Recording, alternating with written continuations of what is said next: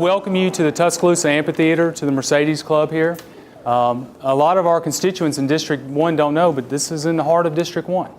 And we're really glad to have you here. We're very proud of this facility. It's been something that's been a great asset to the city now, and we hope it will continue to be an asset for the city in the future. Before we get going in terms of the district overview, we're all aware of Mr. Odom's passing. I can tell you personally as a friend, we're going to miss him. I enjoyed getting to know him, to really get to know him over the past year and few months. He was one of the most authentic and genuine individuals I've ever met. He truly enjoyed representing you on the City Council. And it's been a great loss to all of us. And I can assure you that myself and the City Council members, who I'm going to introduce in a little bit, we've resolved that in this interim period, we're going to do the best job that we can to make sure that you do not feel any vacancy in this process. So if you just know this, that we're going to work as hard as we can for you to help get us over this hump.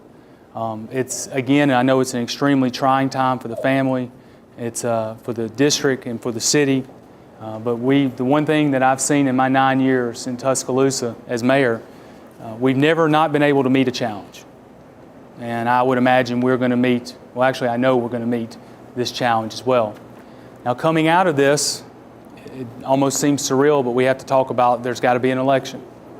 So what I wanted to briefly do was give you an idea of what the election timelines will be going forward.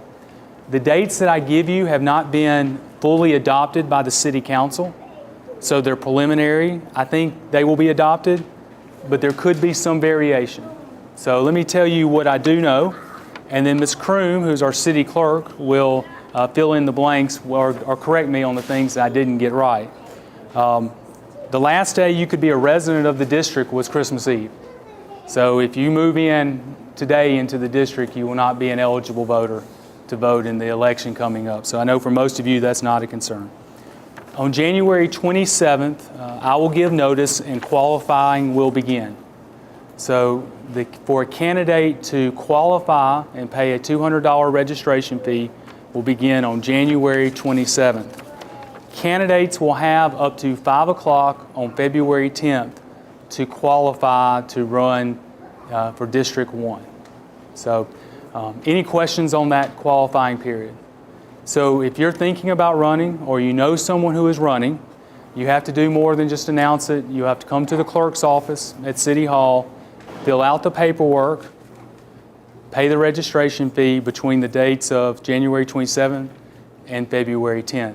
At 5 o'clock on February 10th, it will close, and there will be no other times for anyone to get onto the ballot for the municipal election. If you decide to become a candidate, and I don't know if any of you here will be, there's also a myriad of different other timelines that you'll be required to meet, whether it's filling out the Statement of Economic Interest, whether it's Fair Campaign Act forms. Those are both governed by the Alabama Ethics Commission and the Secretary of State's office. Those timelines will be provided to you as well, but as a candidate, that's your obligation to meet all those timelines. March 13th will be the deadline for registering to vote with the Tuscaloosa County Board of Registrars. March 14th is a Saturday, therefore the deadline is Friday, March 13th. March 19th is the last day that you can apply for a regular absentee ballot. And on March 24th will be the election day. So we're a little bit over 2 months away from having the election day on March 24th. Once the election is held on March 24th, a week later on March 31st, 2015, at noon, the City Council will canvass the votes. Of course, the election results will be known, but at this point is the formality of the council gathering the votes, and then we will formalize and adopt the vote of District 1.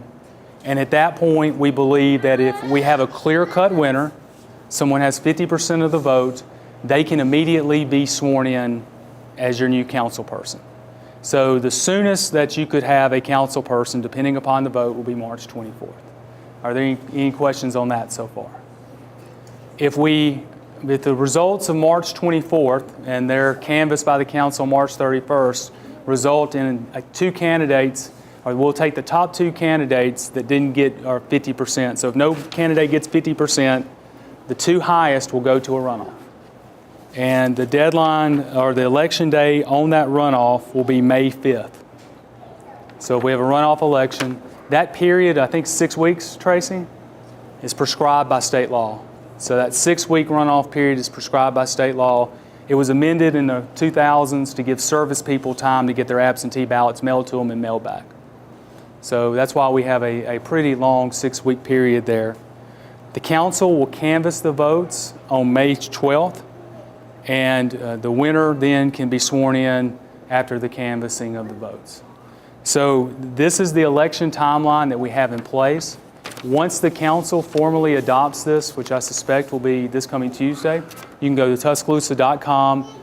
All this information will be available to you. First, I want to talk about some projects that we have that are ongoing in your district that are either in design phase, in construction, in planning phase, or construction phase. In other words, these are projects that are happening, and they will manifest themselves over the next 12 to 24 months. The first is the trestle train improvements, sewer improvements just west of here. Mr. Taylor and I talk about this all the time.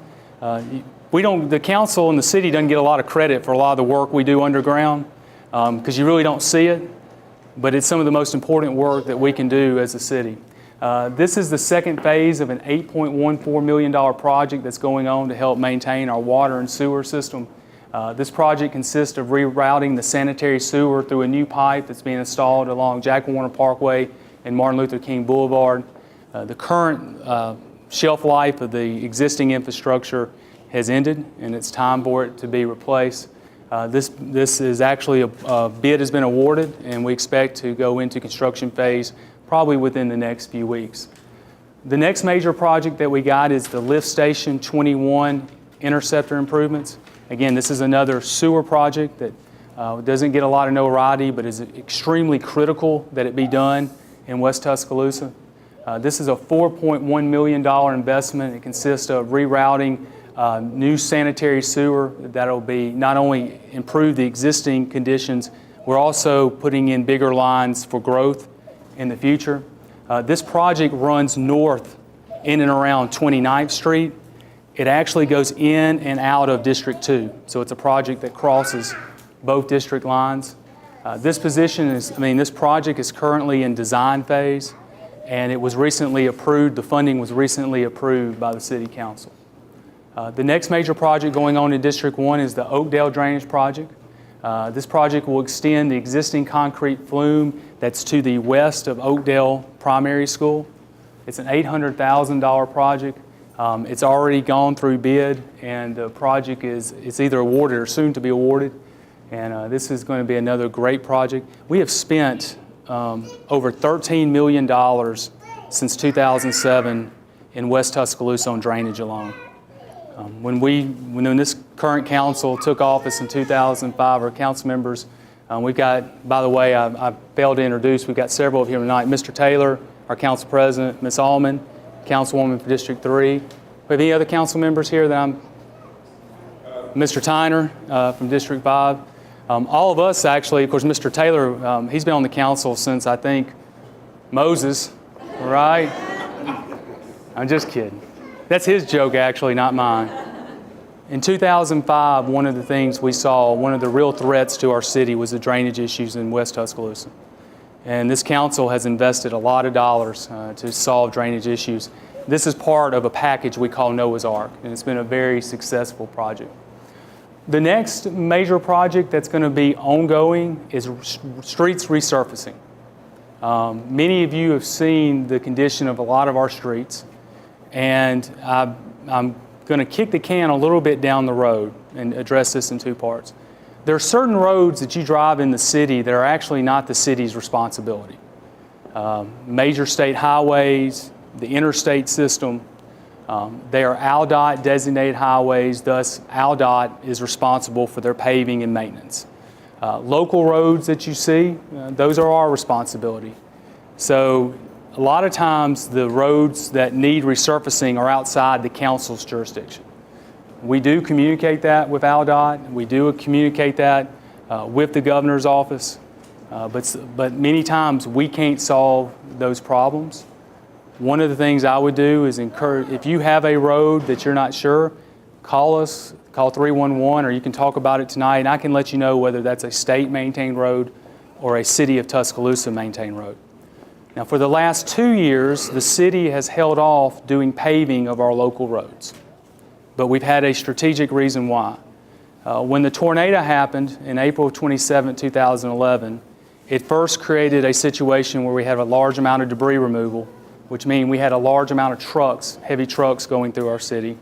And then we've had a considerable amount of reconstruction since the tornado. To pave our roads and then have the heavy trucks damage it would not be a wise expenditure of scarce taxpayers' money. The council now is at the point where we think we can begin the paving process. Sometime this spring, we will authorize, depending upon revenues, between a $2.5 to $3 million paving contract within the non-tornado areas. And then we will have somewhere between 4 to 6 million of repaving within the tornado zone itself, or the recovery zone itself. We've received federal disaster recovery money for the recovery zone. Those dollars will be applied, which will free up more general fund money to be able to use in other parts of our city. I think all of us on the council recognize this. I mean, we drive the roads every day like all of you do, and we understand that there it's time. And we're ready to move forward with those paving contracts. Right now, the University Boulevard is a state road. University Boulevard, McFarland Boulevard, some 15th Street, 359 definitely. Lurleen Wallace through downtown is another state road. And we oftentimes get the calls on it. And it's a pretty good move if you're state, you know, just, hey, tell the city to do it. But we're going to get after it this year on our local roads. Most 15th Street is a state road. Now, we're in negotiations with AlDOT to look over taking over maintenance of University Boulevard. But if we did that, we would want them to take over something for us.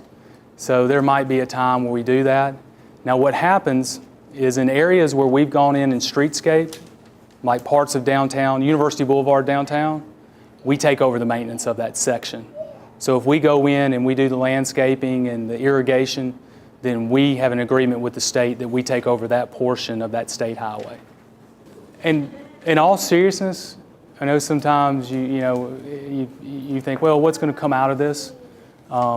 Last year, the council approved hundreds of thousands of dollars worth of projects that came out of these town hall meetings.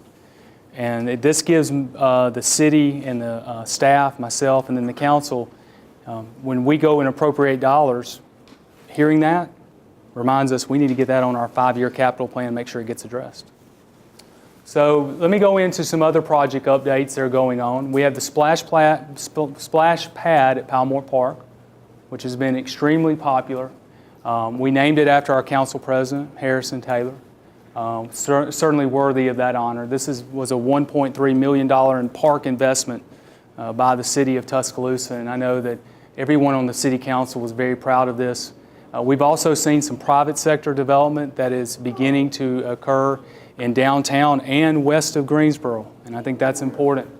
We're seeing the Embassy Suites and the Riverfront Village, and we're going to be close to having another commercial development hopefully announced fairly soon. Our planning staff has envisioned from 21st Avenue down to Greensboro Avenue that it become more of a downtown feel, that as development took place, you give it a tighter fit like a downtown has to increase pedestrian access. The problem with that, and again, I take full responsibility, is that we only had development on one side of the road, on a road that still had a speed limit from 21st Avenue down to Greensboro of about 35 miles an hour. So we required them to build it that way, and we shouldn't have, in my opinion. And again, it's my fault. I've gone back and instructed the Office of City Engineer, who approved the plans, to let's go ahead and put a capital project together that would make it a sidewalk from that point, I guess up here at Jack Warner, all the way back to the bank where we have the nearest connection to the Riverwalk. We need to do that anyway on amphitheater show nights. We have a lot of people getting into the roads. It's going to work out for us, but that was a mistake that the city made, and ultimately that's my mistake, and I apologize that it happened.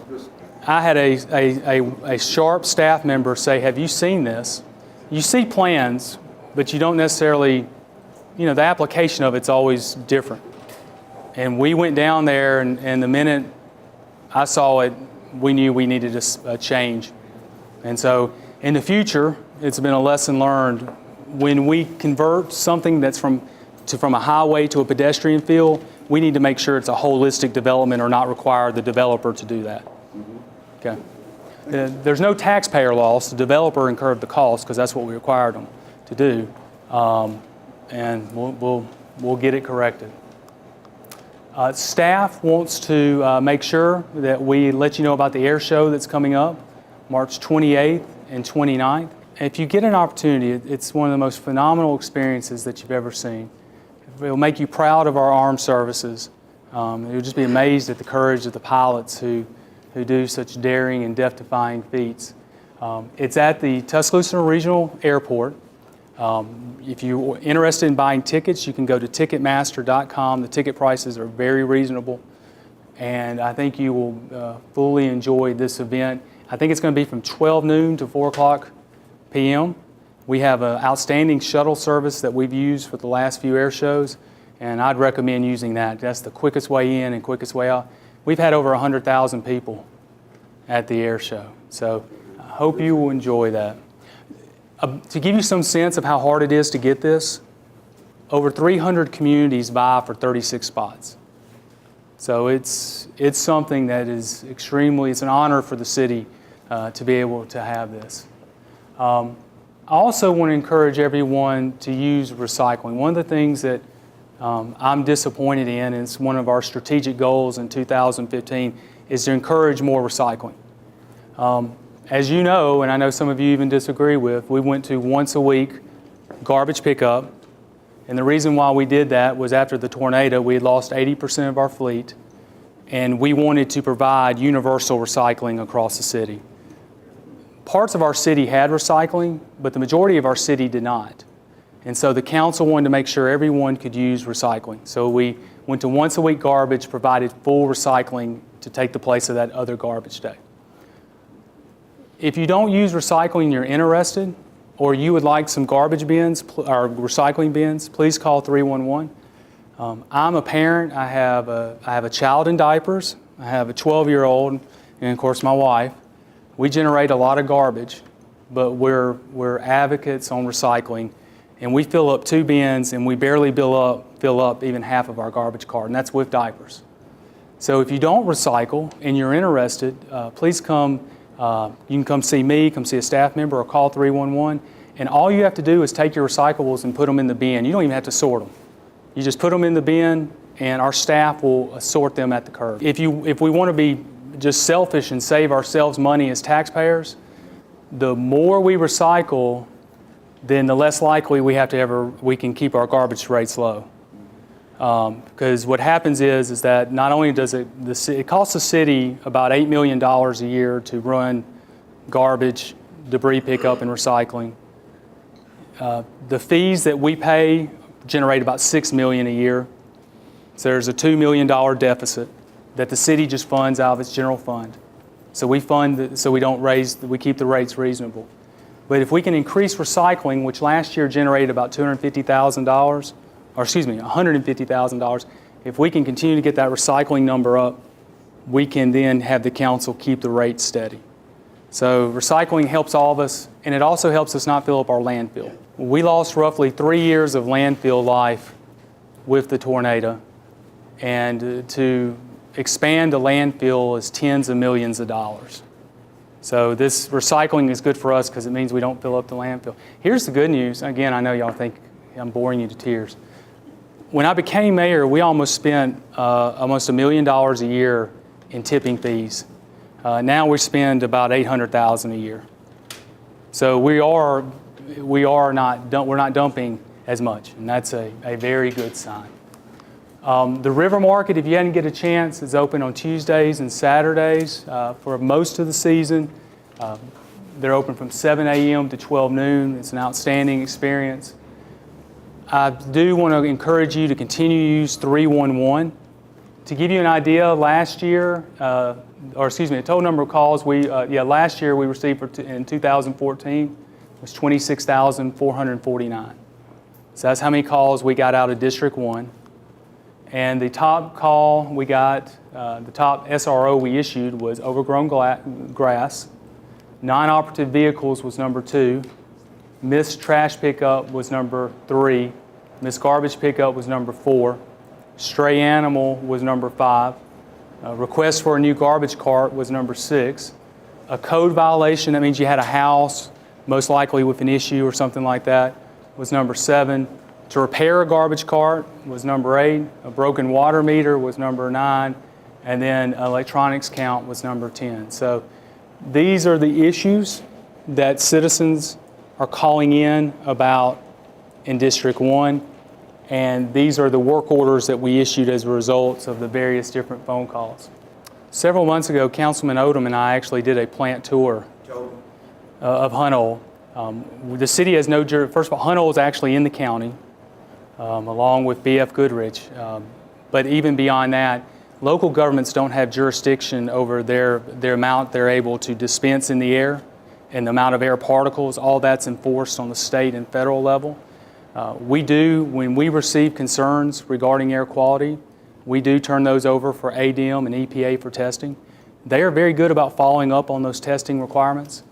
And the smell itself is not something, it's very difficult for them to regulate. What they're looking for is, I guess this is the wrong word, Mr. Sutton, don't hold me to it, the toxicity of it, whether it be harmful, and those are things that they're looking at. But we run into this problem too in North Tuscaloosa with an asphalt plant that's in that area of the city. We also have an issue up here. I can't remember the name of the plant at the top of the hill here. But if they're within those requirements, the city has no authority to stop the emissions. Just kind of closing in on financial outlook, and then we'll move on to your questions and answers. Your city continues to be in outstanding financial shape. We do this on the lowest sales tax base of any really city of significance in Alabama. Right now, we collect 2 cents of sales tax. Now, we pay 9, but of that 9, what the city receives is 2 cents. Cities like Birmingham have 4.5, Mobile has 5, Montgomery has 3.5, Hoover has 4. We do it on 2, and I'm very proud of that. And our city continues to run a great operation, but we do it in a very lean manner. I'm also proud that our city cash flowed over $40 million during the tornado, and we didn't have to raise taxes. We didn't have to go borrow money to make payroll or to continue the operations of this city. And that speaks of the financial strength. In fact, the rating agencies that rate our debt validate that of your city. That's important. Your community having the financial strength is important. Now, as a community, we're going to have to make some decisions. For 9 years, I think you've kept me in office because I've been honest with you. You may not have liked every decision, but I think you've kept me in office because I've told you what I felt was the right decision for the city. As we stand now financially, we can continue to do the things that we've always done. And we can do that now and into the future. But major road projects like fixing 69 South, opening up this train trestle, solving the issues on McWright's Ferry Road, those major projects that are making the toll bridge public, those other major issues, those are going to require new revenue sources going forward. Anybody that tells you different is not being honest with you. And tonight's not really, we don't have anything to discuss per se or anything to propose to you. But I think in the coming weeks, months, and years ahead, there's going to have to be a discussion as a community of how we want to tackle these large problems. Because the other issue that we have, and you see this, our state doesn't have a lot of discretionary money. The federal government doesn't have a lot of discretionary money. In fact, earmarking is no longer even allowed through Congress. So it's going to be very difficult. Unless we're in the recovery zone, the access to federal dollars are going to be very limited outside of that. That's going to be a situation we're going to have to discuss further as a community. And I know myself, and I think the City Council looks forward to having that discussion. But if you know of a particular property that you feel is not meeting the city's property maintenance code, and in layman's term, if you see high grass, or you see litter, or you see windows that are broken out, the city has a property maintenance code. We have nearly a dozen staff members who work in different departments, but who are involved in what we call code enforcement that deal with this issue. Now, it's not quick. It's not quick because the owner of that property has due process rights, but we really have a very high rate of success. And ultimately, it could end up in municipal court with property maintenance code issues. The city will actually prosecute that. Most time we get, once enough pressure is applied, we normally get the corrections done to the piece of property themselves. The biggest thing I find is the city being aware of it. So if you know of a particular property, you can call 311. In fact, if you don't want to give your name, be anonymous. But give us the address, allow us to go out there. Now, you might call in and 2 months later, there might be nothing done. You think, oh, that city didn't do anything with it. But many times that a homeowner's put on notice, they're given a timeline to correct the problem. And then if it goes to court, certainly it gets out of our jurisdiction, it's in the hands of the court. But the city is very aggressive on this. In fact, I hear from the other end. I hear from property owners who get on to me that say, all I do is go after, why am I not focused on drugs or something else? Why are you focusing on high grass? So we hear it on both ends, and I can assure you we'll be very aggressive on it. Let us know, because you're exactly right. There's nothing that can bring down the value of a neighborhood quicker than somebody not maintaining their property. And we want to support you on that. Our staff has really done a good job, and the council is very supportive of this. I can assure you, your city council is very supportive of you on this. As it relates to economic development, remember I talked earlier about us doing bigger things? One of the mega, we call them mega projects that we have in the city, and it's in design only. There's certainly no funding on it. It's about a $30 million project. It would be to create what's the right word, not a tunnel, but through the trestle, an opening through the trestle. And then as we go up the road, improve the road condition, 2-lane, and then the total road would be improved on Martin Luther King, streetscape similar to what you've seen in other areas. That would actually run, the big idea project is to run it all the way down to Colusa, but at least all the way down to 29th Street. That's one of those big projects that one day we hope to have happen. And I think something like that, where we improved water, sewer, lighting, streetscaping, I think that could encourage better business development. One of the biggest struggles we're having now at the city is drainage detention ponds in neighborhoods. We have roughly 100 detention ponds when neighborhoods were built that were turned over to the homeowner association, and then the homeowner association loses the capacity to be able to take care of those drainage ponds, and then they become flood hazards for neighborhoods. Our engineering staff is working on some pretty bold initiatives. Some of you may actually be impacted by this. It's going to be an expensive solution. I'm sure the council will want to not have me say anything, or not. I wouldn't say that, but pretty sure they'll say, Walt, where are you going to find the money to do this? But it is an issue, and we're going to have to figure out a way to solve it. Some of you may be experiencing that. I know in Ms. McKinstry's district, in District 7, we have a lot of that issue going on, and the council's trying to work through it.